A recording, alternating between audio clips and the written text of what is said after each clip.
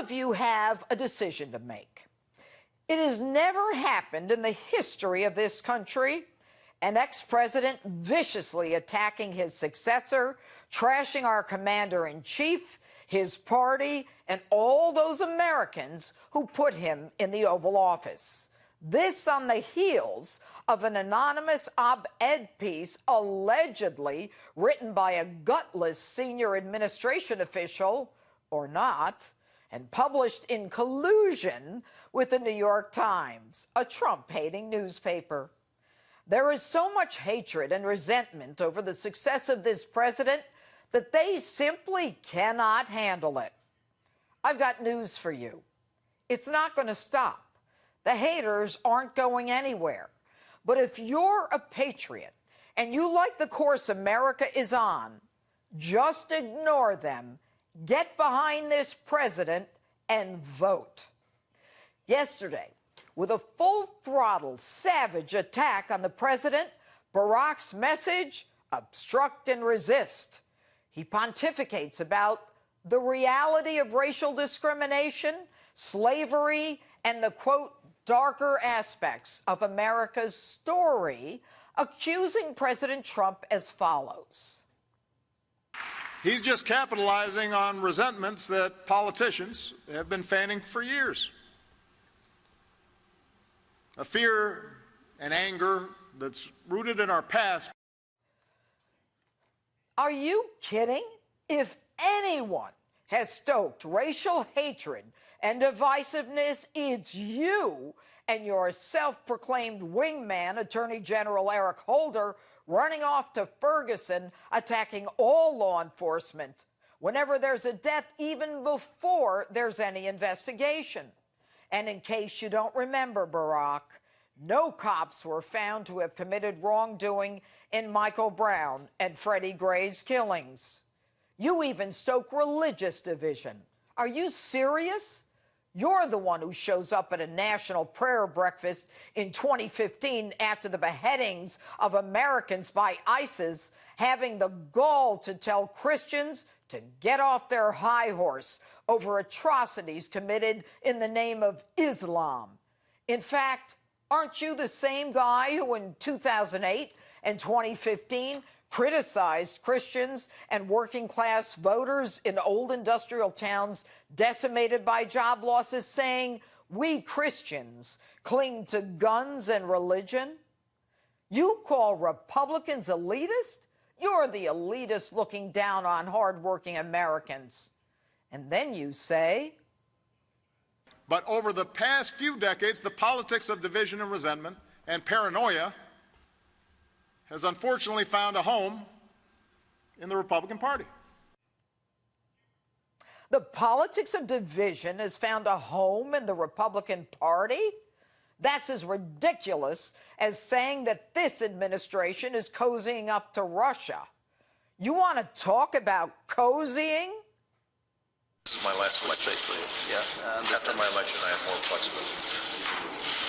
Yeah, I understand. I transmit this information to Vladimir. What were you talking about? Barack, you never answered that question. What would you have more flexibility on after the election? Was it the sale of our uranium? Was it the money you were going to send to Iran? Was it meddling in our election? Was it money to the Clinton Foundation? How about your foundation? Your narrative of Republicans as Nazi sympathizers is a dog whistle to your base. There is no truth to it, but you insist on repeating it to stoke up the hatred by your base. How hard can that be, saying that Nazis are bad? Maybe you ought to say that to the Antifa who claim to be anti-fascist. But they're all leftists from your party, and they are the ones who want to suppress free speech and would rather burn down a building than hear what the right has to say. That's fascism. And you have the unmitigated gall to say that you return the economy to healthy growth and the longest streak of job creation? You don't mention numbers here because there's nowhere to go but up from the bottom. And you say, we took out bin Laden and wound down the wars in Iraq and combat role in Afghanistan. Who do you think you are, Douglas MacArthur? You couldn't make a military decision for your life. You're the same guy whose feckless foreign policy couldn't figure out what to do with that JV team, ISIS, whether to contain them, dismantle them, or destroy them, none of which you did. And you got Iran to halt its nuclear program? Really? How would you know? You didn't know anything about Natanz and Fordo in Iran as they were secretly spinning centrifuges, lying to you and your gullible team. You didn't even require that we be allowed to monitor their nuclear development.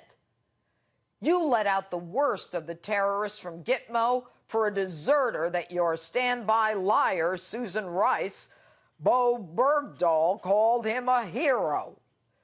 You ran the most corrupted administration, at least since Harry Truman, and you can't stand it that every metric under the Trump administration is better off than when you were in office.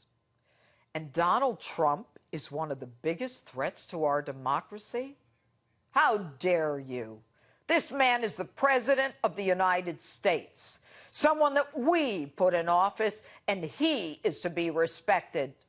Your attack on him as a racist and a fascist is not about making things better for us. It's about you, your ego, and your corrupt deep state power structure. You desperately tried to defeat Trump, and it didn't work. And you remain in Washington to support the resistance and obstruction of a sitting American president while you stoke your racial cop-hating narrative. Your version of America is not the America we want.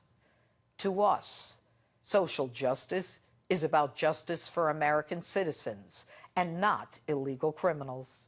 To us, social justice is about taking care of veterans who come back to our shores with fewer limbs than when they left. To us, social justice is not about burning our flag. It is about raising it and lifting it. I'm sorry to say this, but there's one thing that you're going to have to live with. The only reason that we have an outsider businessman president is because of you, your lies, your policies, and your divisiveness. You, Barack, you elected Donald Trump, and there's nothing you can do about the fact that he's sitting in the Oval Office now. So I guess I should say, thank you, Barack. And that's my open.